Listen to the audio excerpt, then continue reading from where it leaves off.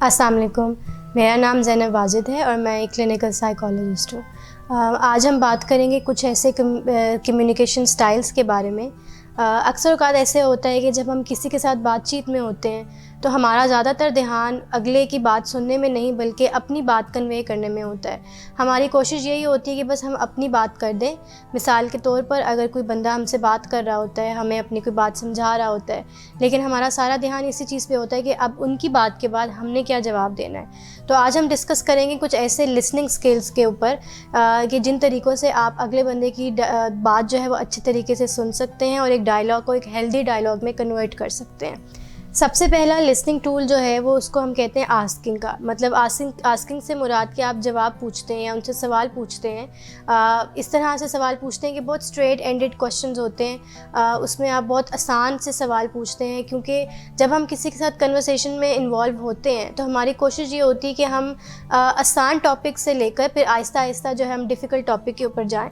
तो हम उनसे सवाल पूछ सकते हैं जो कि डायरेक्ट ओपन एंडेड क्वेश्चन होते हैं। मिसाल के तौर पर कि व्हाट्स गोइंग ऑन, क्या चल रहा है, मैं आपकी बात सुनना चाहता हूँ, मैं उम्मीद रखता हूँ कि आप मुझे अपनी बात कन्वे कर सकेंगे, ऐसी कोई बात है जो आप मुझसे शेयर करना चाहते हैं। तो जब आप इस तरह से आस्क करते हैं या आप क्वेश्चंस पूछते हैं तो अगले बंदे को ये मैसेज जा रहा होता है कि हाँ, आप इंटरेस्टेड हैं उनसे बातचीत करने में, या आप उनकी बात को सुनना चाहते हैं,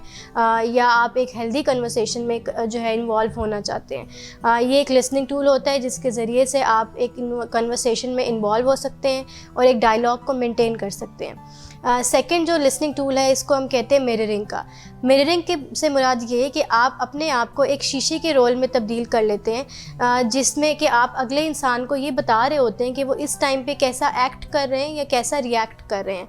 अक्सर औक़ात ऐसे होता है कि जब लोग बातचीत कर रहे होते हैं तो उनकी वॉइस टोन जो है वो ज़्यादा ऊंची हो जाती है, बॉडी पोस्चर चेंज हो जाता है, फेशियल एक्सप्रेशंस बदल जाते हैं, लेकिन उस इंसान को ये एहसास उस टाइम पे नहीं हो रहा होता कि इस टाइम वो गुस्से में है, या सैड हो रहा है, या अपसेट हो रहा है, या नाराज़ है। तो मिररिंग एक ऐसा टूल है कि जिस तरीके से आप अगले बंदे को बता सकते हैं कि इस टाइम पे आप क्या महसूस कर रहे हैं या इस टाइम पे आपका एक्शन क्या है। इस तरीके से अगले बंदे को भी एहसास हो जाता है अपने एक्शन का और वो अपने एक्शंस के ऊपर वर्क करने लग जाता है। मिसाल के तौर पर आप उनसे ये कह सकते हैं कि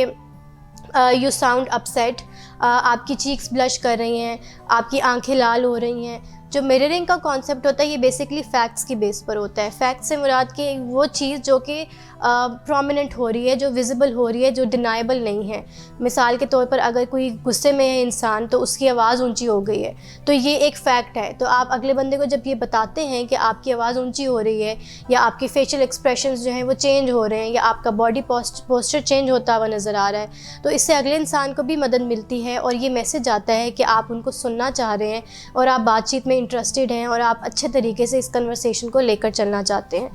अगर इसके बावजूद भी सवाल पूछने के बावजूद और मिररिंग का कॉन्सेप्ट यूज़ करने के बावजूद भी अगर कोई अगला इंसान आपसे बातचीत नहीं कर पा रहा, या तो क्योंकि इस वजह से या तो वो गुस्से में है बहुत ज़्यादा, जिसको हम वायलेंस की फॉर्म कहते हैं, या फिर वो साइलेंस की फॉर्म में है, जिससे मुराद कि वो बहुत चुप है, वो बातचीत नहीं कर रहा, वो ये महसूस कर रहा है कि बातचीत करने का फ़ायदा नहीं है, या वो इंटरेस्टेड नहीं है, मतलब वो साइलेंस की फॉर्म में है या वायलेंस की फॉर्म में है। तो अगर मिररिंग के बाद भी वो अगर कोई इंसान रिस्पॉन्ड नहीं करता तो उसमें फिर आप नेक्स्ट लिसनिंग टूल यूज़ करते हैं जिसको हम कहते हैं पैराफ्रेजिंग। पैराफ्रेजिंग से मुराद ये होती है कि अगले बंदे की बात को, जो उन्होंने बात बोली है, जो उन्होंने एक मैसेज कहा है, उस बात को आप अपने अल्फाज में तब्दील करके उनके सामने बयान करते हैं।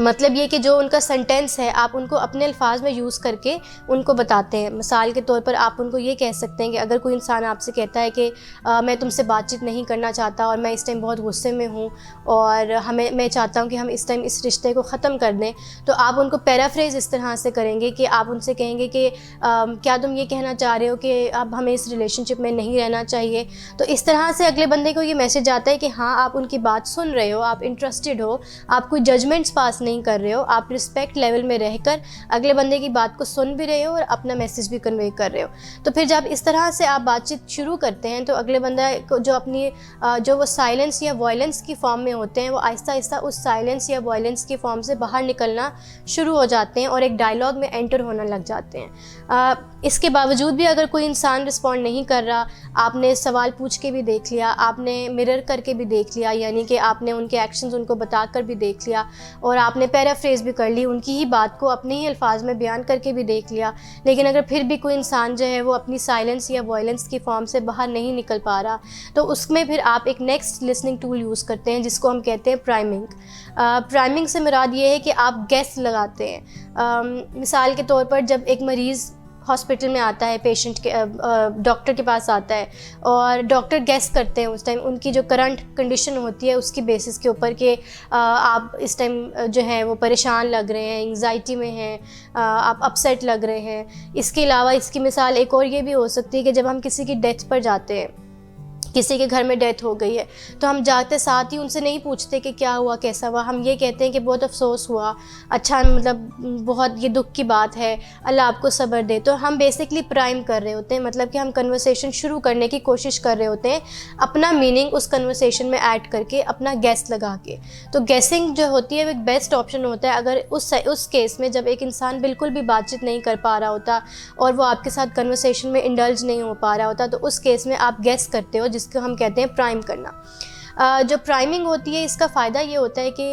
ये एक बहुत फेथफुल अगले बंदे को साउंड हो रही होती है बात, अगले बंदे को ये जो है साइन जा रहा होता है कि आप उनकी बात को सुनना चाह रहे हो या आप उनके ओपिनियन को जो है इम्पोर्टेंस दे रहे हो, आपको उनके ओपिनियन का ख्याल है या फिर आप बहुत इंटरेस्टेड हो उनकी बात सुनने में। तो जब आप प्राइमिंग यूज़ करते हैं तो फिर इंसान अपनी ही बात करने शुरू हो जाता है। मिसाल के तौर पर आप उनसे कहते हैं कि आई गेस कि यू आर अपसेट, तो इस तरह से वो आहिस्ता आहिस्ता बोलने लगते थे, येस आई माइट बी, या I am not feeling well today, मैं आज अच्छा महसूस नहीं कर रहा, आज मेरा दिन अच्छा नहीं गुजरा। तो इस तरह से वो फिर आहिस्ता आहिस्ता अपनी साइलेंस की फॉर्म से या फिर अगर कोई गुस्से में है तो उस फॉर्म से बाहर निकल कर आपसे बातचीत करने लग जाते हैं। तो ये कुछ इस तरह के लिसनिंग टूल्स हैं जो कि हम कम्युनिकेशन में यूज़ करते हैं। उस कम्युनिकेशन में जो कि एक बहुत क्रूशल कम्युनिकेशन होती है जिसमें दोनों पार्टीज़ के ओपिनियंस जो हैं वो डिफरेंट होते हैं और स्टेक्स बहुत हाई होता है, रिस्क बहुत ज़्यादा होता है। कोई ऐसी सेंसिटिव टॉपिक के ऊपर जब आपने बात करनी हो और आपके पास अगर ये 4 टूल हों, लिसनिंग टूल्स हों, तो आपकी बातचीत करने का तरीका बहुत अच्छा हो जाता है और जो उसका कॉन्सिक्वेंस होता है, जो उसका रिज़ल्ट होता है, वो बहुत अच्छा और इफ़ेक्टिव होता है। तो आई होप आपको आज की वीडियो अच्छी लगी हो। इंशाल्लाह हम नेक्स्ट वीडियो में एक और टॉपिक के ऊपर बात करेंगे। Thank you so much.